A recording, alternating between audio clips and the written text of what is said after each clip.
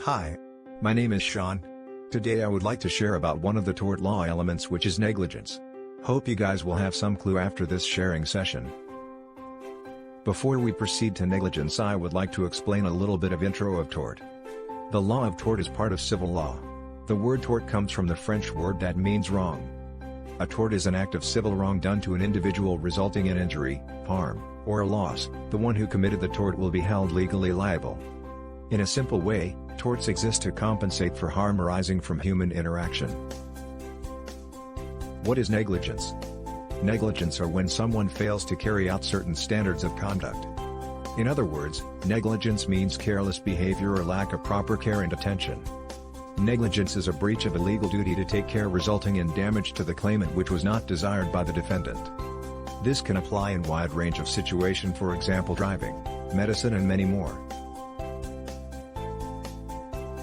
Do you know to text while driving is a wrongdoing? Have you tried it before or you seen someone done it? The driver doesn't carry out the duty of the driver safely, which is focused on driving without using phones or other distracting movements. This action won't be happen or done by a careful driver or safety concerned driver. Moreover, the driver who using a mobile device while driving will cause harm or loss to other road users and passengers. Using a mobile device while driving is an offense. According to the Road Transport Act, 1987. Drivers who caught guilty will be fined up to 1,000 ringgit, or jail up to 3 months. Negligence is an individual that lack in fulfilling the obligation that was set. If an individual neglects the law, that person will face a civil lawsuit or criminal charges. Winfield and Jolowicz define tort of negligence as the breach of a legal duty to take care which results in damage, undesired by the defendant, to the plaintiff. The tort of negligence arises from the combination of two things, which is unreasonable behavior with harm will involve in a lawsuit. The tort of negligence is an unintentional tort, which means that the harmful action happens as a mistake. The tort of negligence occurs when there has been careless or reckless acts that result in injury to others or damage to property. Based on the definition, the evidence of negligence are a legal duty on the part of A towards B to exercise care in such conduct of A falls within the scope of the duty. Breach of that duty by A. Consequential damage to B. Besides, in order for the defendant to be held liable for negligence, the plaintiff must prove that the defendant owed him a duty of care. The defendant breached the duty of care. The breach of duty resulted in the plaintiff suffering losses or damages. There are three main elements required to prove negligence. It is the duty of care, breach of duty care. Last but not least, the remoteness of damages or loss. Duty of care refers to circumstances and relationship which the law recognizes as giving rise to a legal duty to take care. A failure to take such care can result in the defendant being liable to pay damages to a party who is injured or suffers loss as a result of the breach of duty of care. It is necessary for the plaintiff to establish that the defendant owed them a duty of care. The existence of a duty of care depends on the type of loss, where legal tests apply to different losses. This lecture considers the position in relation to personal injury and property damage. Example case of duty of care. Donogh v. Stevenson, 1932. Mrs. Donahue went to a cafe in Paisley, Scotland. She was drinking ginger beer from an opaque bottle that had been bought by her friend. When her glass was topped up, the remains decomposed snail fell from the bottle. Mrs. Donahue suffered shock and conduct a claim against the beer manufacturer. The House held that a legal duty of care could be owed by a manufacturer to a consumer even though no contractual duty existed. The judgments of Lord Atkin and Macmillan said that the legal duty of care could exist beyond that owed by a manufacturer to a consumer. Lord Atkin stated that there was a neighbor principle which imposes a universal duty of take care. Mrs. Donahue's claim was successful.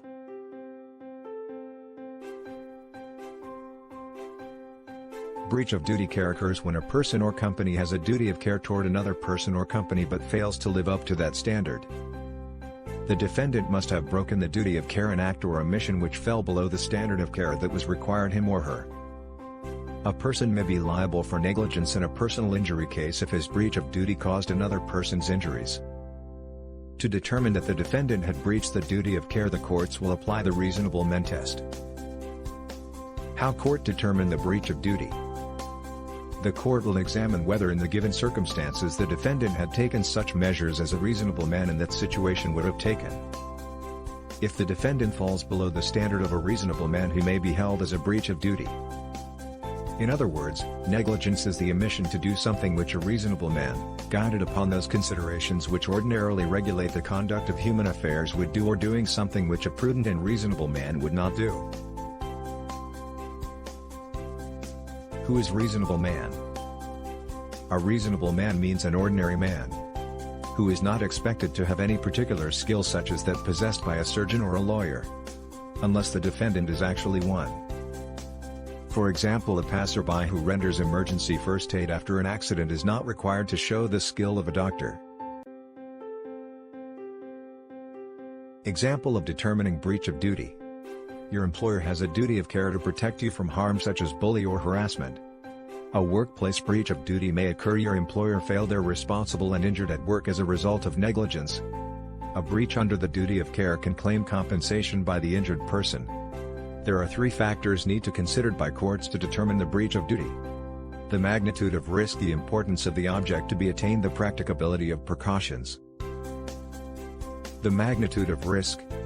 The degree of care required varies according to each situation. What may be a careful act in one situation may be a negligent act on other. The law does not demand the same amount of care under all situations.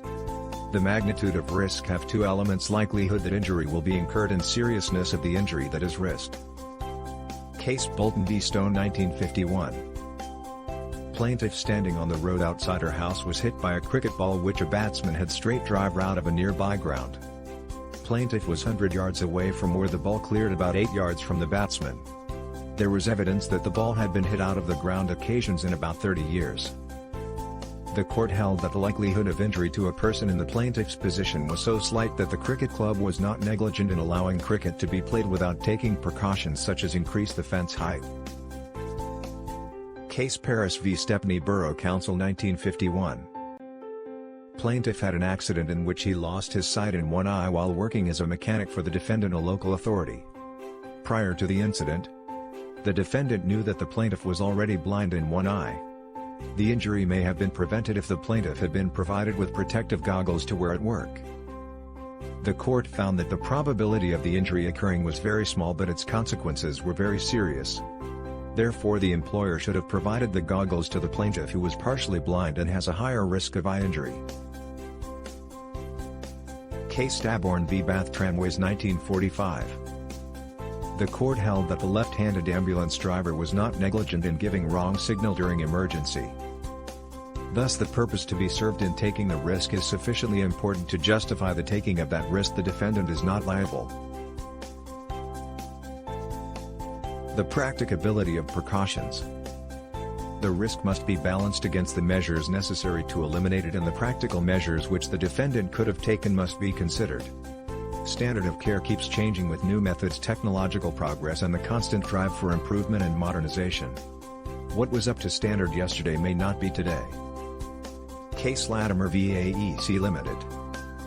The factory floor became slippery after a flood. The occupiers of the factory did everything to get rid of the effects of the flood. Unfortunately, the plaintiff was injured and then sought to say the occupiers should have closed down the factory. The court held that the risk of injury caused by the slippery floor was not strong enough to close down the factory as precautions. The defendants had spread the sawdust over the surface of the floor as solution, but there were not enough to cover the entire area. The remoteness of damage or loss. The plaintiff's damage must have caused by the defendant breach of duty and not be too remote a consequence for it. The remoteness of damage is concerned with the question of whether damages may be recovered for particular items of the plaintiff's loss. This means that it has to ask whether the breach of duty was the primary cause of the damage or not. Case Barnett v. Chelsea and Kensington Hospital Management Committee. Plaintiff's husband went to the defendant's hospital and complained of vomiting after drinking tea. The nurse on duty consulted a doctor by telephone. The doctor said that he should go home and consult his own doctor later in the morning. Plaintiff's husband died of poisoning.